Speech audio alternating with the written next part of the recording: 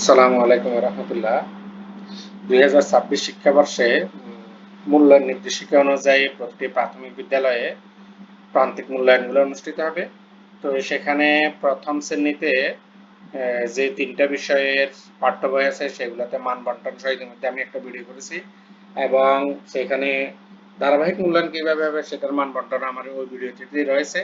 তো আমি এখানে দেখাবো আপনাদেরকে যে সকল বিষয়ের পাঠ্য বই রয়েছে সেইগুলার প্রশ্নপত্র এবং মানদণ্ড প্রথম শ্রেণীর। তো আমরা এখানে প্রথমে লিখে দিলাম বিদ্যালয়ের নাম। আমি বিদ্যালয়ের নাম দিয়ে দিলাম প্রথম প্রান্তিক 2026 শ্রেণী প্রথম, বিষয় বাংলা, 2026 সালের নতুন প্রশ্ন কাঠামো অনুযায়ী। আর পূর্ণমান হচ্ছে 50 নম্বরের জন্য আমার সময় হচ্ছে 1 ঘন্টা। তো আপনারা এখানে যেহেতু 50 নম্বরের এই যে প্রশ্নপত্রের মধ্যে আপনারা পরীক্ষাটা নিয়ে নিতে পারেন, এই জন্য শুরুতে আপনারা শিক্ষার্থীদের নাম, শিক্ষার্থীদের রোল নিয়ে নেবেন। এরপরে আসেন এখানে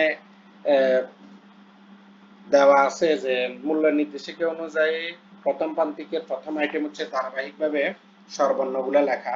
তো সেখানে নাম্বার হচ্ছে 5। তো 5 নাম্বারের জন্য আমি এখানে 10টা ধারাবাহিকভাবে মূল্যায়ন দিয়েছি, অ থেকে ও পর্যন্ত 10টা 0.5 করি, তাহলে আমার 10টাতে মোট নাম্বার হবে 5। তো 2 নম্বরে আছে আমার ধারাবাহিকভাবে ব্যঞ্জনবর্ণ লেখা, সেখানে আমি 10টা দিয়ে দিচ্ছি, ধারাবাহিকভাবে ব্যঞ্জনবর্ণ লিখবে 10টা। তারপরে যে আসেন আমার 3 নম্বরে আছে, 2 নম্বরে এটা গেল, 3 নম্বরে আছে বর্ণ দেখে কার চিহ্ন লেখা। তো আমি এখানে অথবা বর্ণ দেখে কার চিহ্ন করা, মিল করা। তো মিল করাও দিতে পারেন অথবা কার চিহ্ন লেখাও দিতে পারেন। তো আমি মিল করে দিয়েছি, এখানে প্রথম দেখলাম বর্ণ, এখানে দিলাম কার চিহ্ন। তো এখানে আর সাথে কোনটা কোন কার চিহ্নটা মিলে এখানে রেখা টেনে শিক্ষার্থী মিলাবে। তো 4 নম্বরে আছে পরের ও আগের বর্ণ লেখা। এটা হচ্ছে 5 দুগুণে 10, 5টা, তো আমি এখানে 10টা দিলাম। এই যে আর আগের বর্ণ কি অ, পরের বর্ণ কি, এইভাবে পূরণ করে আমি টোটাল 10টা দিলাম। তা আপনারা এইভাবে 10টা পূরণ করবেন।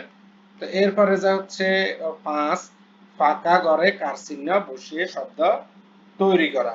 তো এখানে আমি কার চিহ্নগুলো দিয়ে দিলাম। কার চিহ্ন পরে যেমন এখানে অ আছে, এখানে এখানে অ আছে, আকার দিলাম, অর সাথে আকার দিলাম, এখানে ম হবে, তাহলে শব্দের জায়গায় সে লিখবে কি আম, সরেয়া ম, আম। তারপরে এখানে আছে ইকার আছে, সরেয়া আছে, সরেয়ার পরে কি হইব ম আছে, মর আগে কি হবে এখানে এই ঘরে দিবেন আপনি রস্বই ইকার, তাহলে আমি হবে। এইভাবে বাকিগুলা সেই কারসিনগুলা পূরণ করবে 5টা 10 নাম্বার। আর 6 নাম্বার আছে এলোমেলো বর্ণ সাজিয়ে লেখা। তা আমি এখানে বর্ণগুলো এলোমেলো করে দিয়েছি, এই যে আপনি এখানে দেখতেছেন। তো ই ট ইট, আর ট ই দিছি, এভাবে ইলিশ ইগল এইভাবে হয়ে যাবে। এটা হচ্ছে 10 নাম্বার, এই হচ্ছে বাংলা বিষয়ে। এরপরে আমি দেখাবো আপনাদেরকে ইংরেজি বিষয়ে। তো ইংরেজি বিষয়ের প্রশ্নের ক্ষেত্রে আপনি লক্ষ্য করেন এখানে ইংরেজি বিষয়টা ঠিক একইভাবে সময় হচ্ছে 1 ঘন্টা, ফুল মার্ক হচ্ছে 10। তো এখানে 1 নং প্রশ্নে দেওয়া আছে মূল্য নির্দেশিকা অনুযায়ী matching small letters with capital letters. তো আমি স্মল লেটার এবং ক্যাপিটাল লেটার ম্যাচিং করার জন্য দিয়েছি বাম পাশে দিয়েছি স্মল লেটার, ক্যাপিটাল ডান পাশে দিয়েছি ক্যাপিটাল লেটার। এখানে তাহলে শিক্ষার্থীরা দাগ টেনে মিলাবে, দাগ টেনে মিলাবে, এভাবে করে ডির সাথে ডি এভাবে মিলাবে। এরপরে আসেন 2 নম্বরে আছে আমার রাইটিং ক্যাপিটাল লেটার্স। তো এখানে কে থেকে টি পর্যন্ত ক্যাপিটাল লেটার গুলা লিখবে, এটাও 10 নাম্বার। এরপরে আছে রাইটিং স্মল লেটার, একই টাইপ দিলাম আমি, এই যে কে থেকে টি স্মল লেটার লিখবো 10 নাম্বার। 4 নাম্বার আছে writing the past letter, missing letter or each word in both small and capital c in the picture.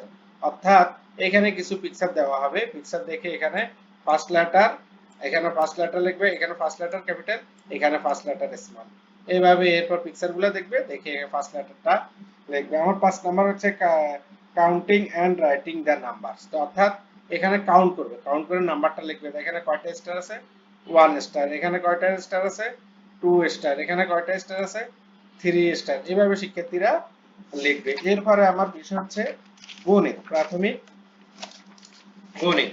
প্রাথমিক গণিতের ক্ষেত্রে আমরা দেখি যে এখানে স্কুলের নাম দিয়ে দিলাম, আমি দিয়ে দিলাম সময় 1 ঘন্টা, এরপর নাম, শিক্ষার্থীর রোল নাম্বার একইভাবে, কারণ আপনারা প্রশ্নপত্রের মধ্যে নিতে পারেন।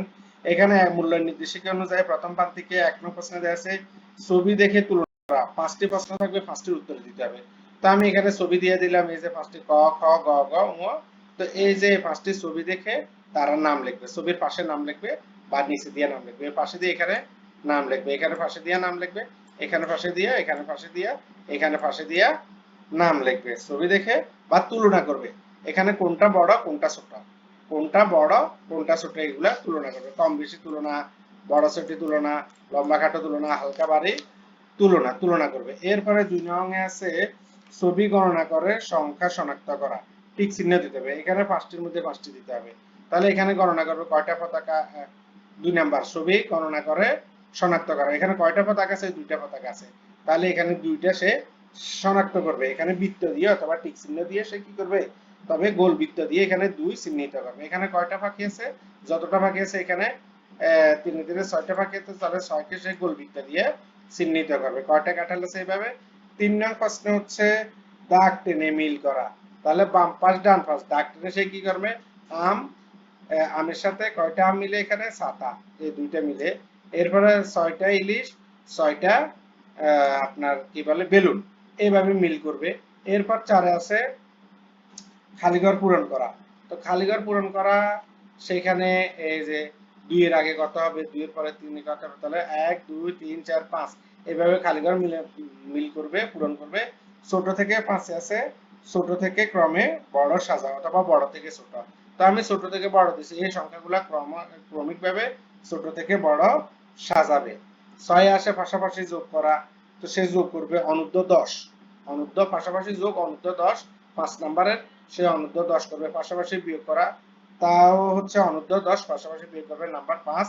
8 হচ্ছে নিচে আকৃতি, চিত্র দেখে আকৃতির নাম লেখে, তো এই চিত্রগুলো দেখে সে আকৃতিগুলোর নাম লিখবে 2 2 1 5, আমি নাম্বারটা বন্টন করে দিয়েছি। এরপরে আছে যোগ সম্পর্কিত সমস্যা অনূর্ধ্ব 10, তো এখানে কতগুলো পাঠ্য বই থেকে প্রশ্ন দিয়ে দিয়েছে, যোগ সম্পর্কিত সমস্যা 2 2 1 5, মোট নাম্বার হচ্ছে 5। এরপরে আছে 10 নম্বরের বিয়োগ সম্পর্কিত সমস্যা, তো বিয়োগ সম্পর্কিত সমস্যা হচ্ছে অনূর্ধ্ব 10, তাহলে আমি এটা অনূর্ধ্ব 10 এখানে দিয়ে দিয়েছি, এই যে দেখেন পাঠ্য বই থেকে। আর সর্বশেষ কথা হচ্ছে নোট, শিক্ষক প্রয়োজন বোধে প্রশ্ন কাঠামোতে যৌক্তিক পরিবর্তন আনতে পারবেন 3 বিষয়ের ক্ষেত্রে। তো এই ছিল প্রথম শ্রেণীর মূলত প্রশ্নগুলা। এই প্রশ্নটা যদি কারো লাগে আমাকে যদি মেইল আইডি দেন আমি পাঠিয়ে দেবো। সবাইকে ধন্যবাদ। আসসালামু আলাইকুম ওয়া রাহমাতুল্লাহ।